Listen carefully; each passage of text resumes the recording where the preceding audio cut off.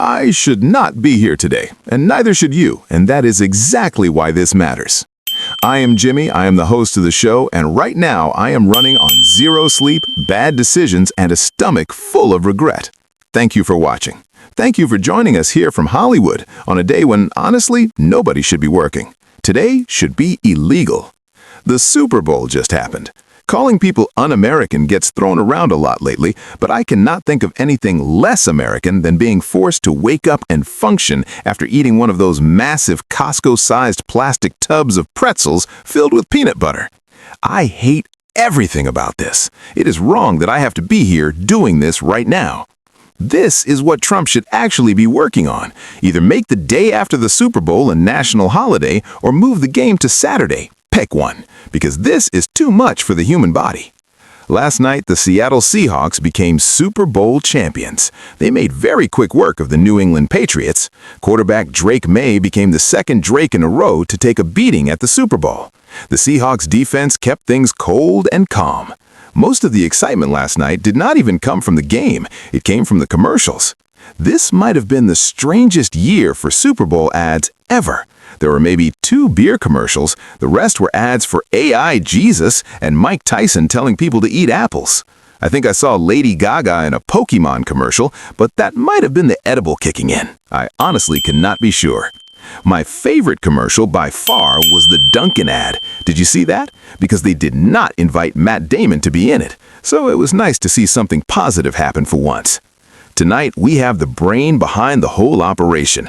Last night in Seattle, the head coach of the Seahawks, Mike Macdonald, is nice enough to join us here. We have fans lined up. He is mingling with some of the halftime show shrubs, and Mike will be with us shortly. As tradition demands, the Super Bowl champions went to Disneyland today. You can see quarterback Sam Darnold and MVP Kenneth Walker III riding the teacups. That is exactly what you want to do with 2 guys who partied all night. Put them in spinning teacups. Another major storyline was Bad Bunny. His halftime performance was a tribute to the Spanish-speaking world and to culture. Bad Bunny got a bad review from our bad president. Unfortunately, he wrote that the Super Bowl halftime show was absolutely terrible, one of the worst ever, made no sense, was an affront to the greatness of America, and did not represent our standards of success, creativity, or excellence.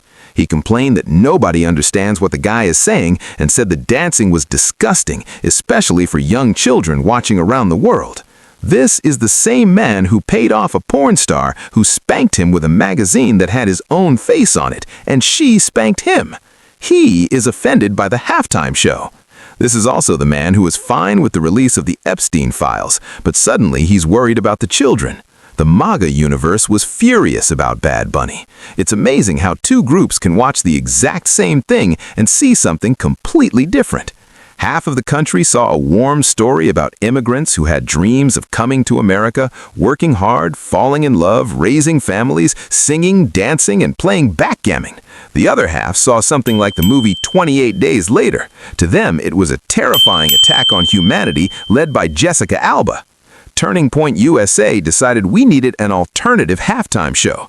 They called it the All-American Halftime Show. It was headlined by Kid Rock. Of course it was. They had big hopes for it. In reality, they might as well have aired the Christy Gnome Shoots Her Puppy Bowl, because this was not good. It had problems from the start. About 30 minutes before kickoff, they posted an update saying they couldn't stream the show due to licensing restrictions, so they sent everyone to watch it on YouTube. I imagine that was not easy for a lot of angry 75-year-old grandpas to figure out. Even Donald Trump did not watch the Kid Rock halftime show. He watched Bad Bunny. He wanted to make sure he hated him as much as he thought he would, and he did.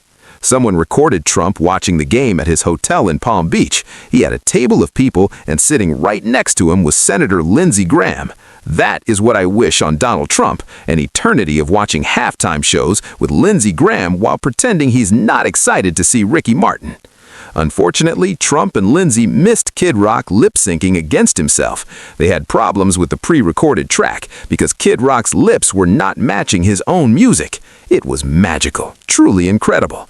This is what they always do. They complain that everything is terrible, and then they recreate it in a worse way.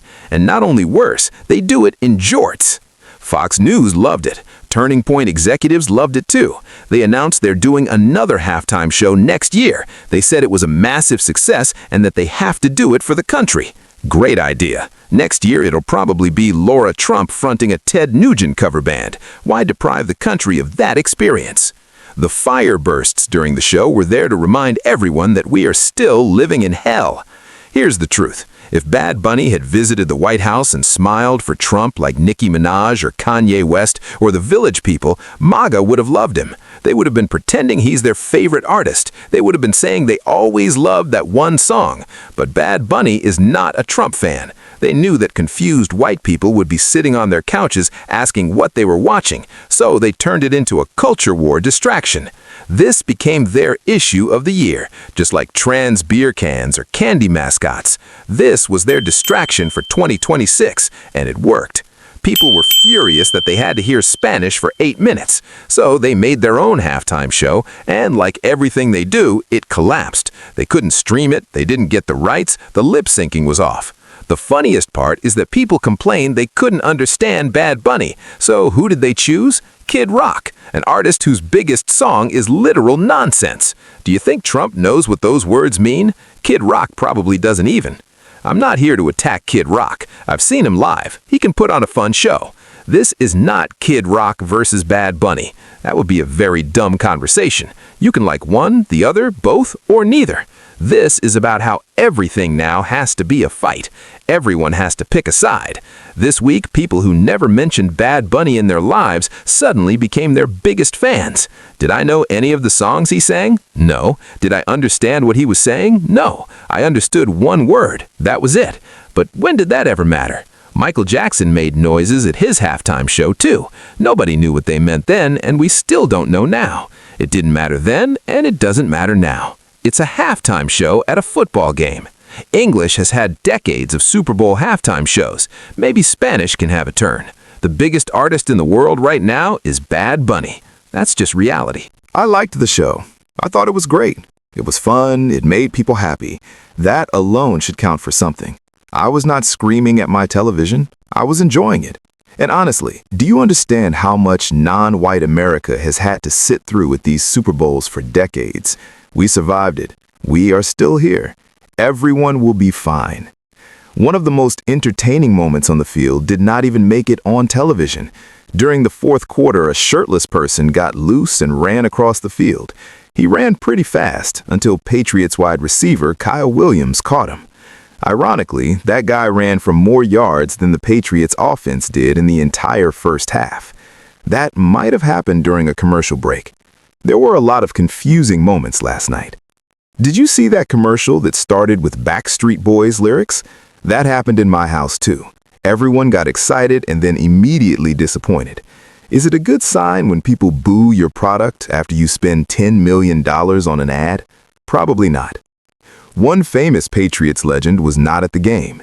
8-time winning coach Bill Belichick chose to spend the weekend with his much younger girlfriend Jordan Hudson at a college basketball game. Photos came out of Jordan wearing an Orchids of Asia day spa shirt. That spa was connected to Robert Kraft's 2019 scandal. Come on, that was funny. You have to admit that was funny. Speaking of embarrassing moments, many people saw the post Trump reposted showing the Obamas in a deeply offensive and racist image. At first, the White House blamed a staffer. Then they changed the story when they realized the staffer was probably the president himself. Trump later said he approved the post but did not post it personally. Whatever the excuse, do not expect accountability. That does not exist here. Trump claimed he only saw the first part of the video and missed the offensive image, even though the image was literally the thumbnail. Unless he was asleep when he posted it, he knew exactly what he was doing. But according to him, he is the least racist president in history. He says black voters love him, and that proves it. Eventually, Republicans quietly asked for the post to be taken down. When it was removed, Senator Bill Cassidy thanked Trump for removing it, which somehow turned Trump into the hero of the story. That level of praise deserves an Olympic medal for brown-nosing.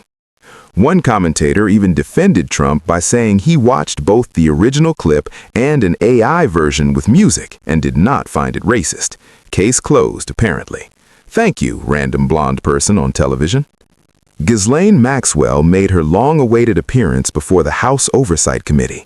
She pled the Fifth Amendment, as innocent people famously do. Her lawyer then offered a deal. She would speak fully and honestly if granted clemency by President Trump. She claimed she alone could provide the complete truth. As part of that truth, she conveniently said both Trump and Bill Clinton were innocent. That is a bold sales pitch.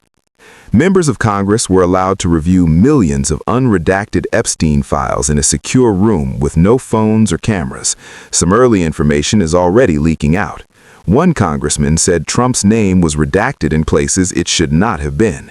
The review will continue this week, and so will coverage here on Global USA News.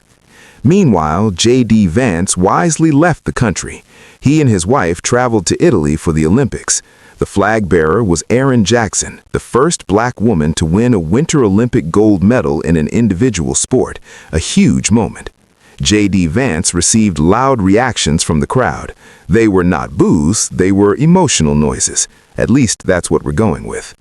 Back to the halftime controversy. People complained they could not understand the language. They wanted translations. So someone offered a fake translation for fun. It was nonsense, it was silly, and it perfectly proved the point. You do not need to understand the lyrics to enjoy music. You never have. Most people do not know the words to the songs they love. Karaoke machines exist for a reason. People sing wrong lyrics for decades and never realize it.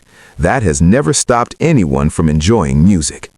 This was never about language. This was never about protecting children. This was about culture panic and distraction. It always is. And while people were yelling online, football players were riding teacups, executives were counting ad money, and the world kept spinning.